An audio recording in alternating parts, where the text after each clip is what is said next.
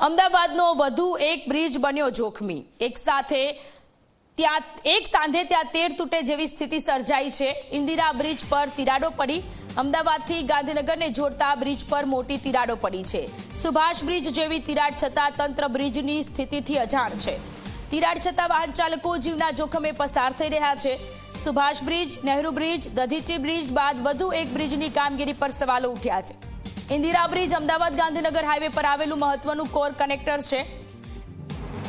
વર્ષ 2012માં ઇન્દિરા બ્રિજ જનતા માટે ખુલ્લો મુકાયો હતો। માત્ર 14 વર્ષમાં જ બ્રિજમાં તિરાડો પડતા મસમોટા ભ્રષ્ટાચારની આશંકા। બ્રિજ બન્યા ભ્રષ્ટાચારનું એપી સેન્ટર।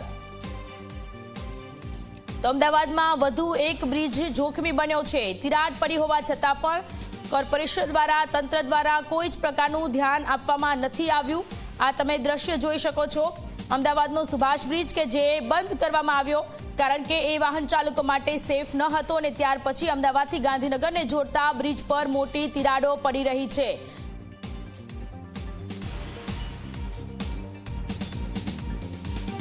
તો સંવાદદાતા સપના આપણી સાથે લાઈવ જોડાયેલા છે। સપના, અમદાવાદમાં તંત્ર એક સાંધે ત્યાં 13 તૂટે જેવી પરિસ્થિતિ છે। મોટા ભાગના બ્રિજો પર તિરાડો પડી ગયેલી છે। વધુ એક બ્રિજ, સુભાષ બ્રિજ બાદ વધુ એક બ્રિજ કે જ્યાં અમદાવાદથી ગાંધીનગરને જોડતો આ બ્રિજ છે કે જ્યાં તિરાડો પડી રહી છે।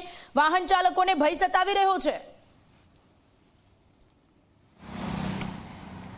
બિલકુલ સોનલ, સૌથી મોટો સવાલ તો એ છે કે અમદાવાદના બ્રિજ કયા ઇજનેર અધિકારીઓના આધારે સોંપવામાં આવ્યા છે, કારણ કે 2012માં આ બ્રિજ જાહેર જનતા માટે ખુલ્લો મૂકવામાં આવ્યો। 14 જ વર્ષ થયા છે બ્રિજની આ પરિસ્થિતિ છે, પરંતુ સૌથી મોટી દુર્ઘટના આપણે વડોદરામાં જોઈ હતી કે જ્યાં બ્રિજના કારણે ઘણા બધા લોકોએ પોતાનો જીવ ગુમાવવાનો વારો આવ્યો।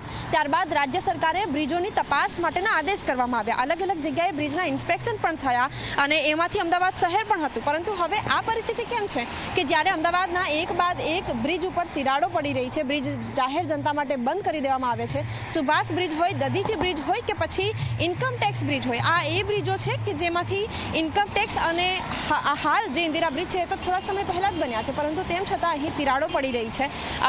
આપ દ્રશ્ય જુઓ કે જ્યાંથી વધુ પ્રમાણમાં જે વાહનો પસાર થઈ રહ્યા છે ત્યાંની પરિસ્થિતિનો આપ અંદાજ લગાવી શકો છો।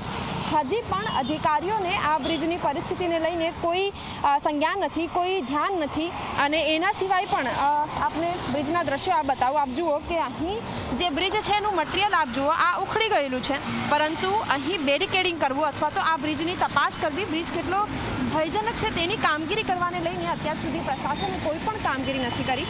ઘણા બધા સવાલો થાય છે, કારણ કે આ જે બ્રિજ છે, ઇન્દિરા બ્રિજની જે વાત કરીએ તો અમદાવાદ પૂર્વ અને સીધો ગાંધીનગરથી જોડતો આ બ્રિજ, પરંતુ તેમ છતાં કોઈ પણ ધ્યાન નથી રાખવામાં આવી રહ્યું। જ્યારે વડોદરાનો કાંડ થયો ત્યારે ઘણા બધા તપાસના બહાના કરવામાં આવ્યા, પરંતુ એ બહાના હવે જાણે પોકળ સાબિત થતા હોય, કોઈ તપાસ ન થઈ હોય તે પ્રકારની પરિસ્થિતિ અત્યારે જોવા મળી રહી છે। જી સોનલ, આભાર તમામ વિગતો માટે। તો અમદાવાદમાં ઠેર ઠેર આ જ પ્રકારની સમસ્યા છે। બ્રિજ તો બની ગયા છે, પરંતુ બ્રિજ બન્યા પછી તેનું મેન્ટેનન્સ નથી થતું। જે કંપનીને આ બ્રિજ બનાવવાની કામગીરી આપવામાં આવી છે એ કંપની પર પણ મોનિટર નથી કરવામાં આવતું।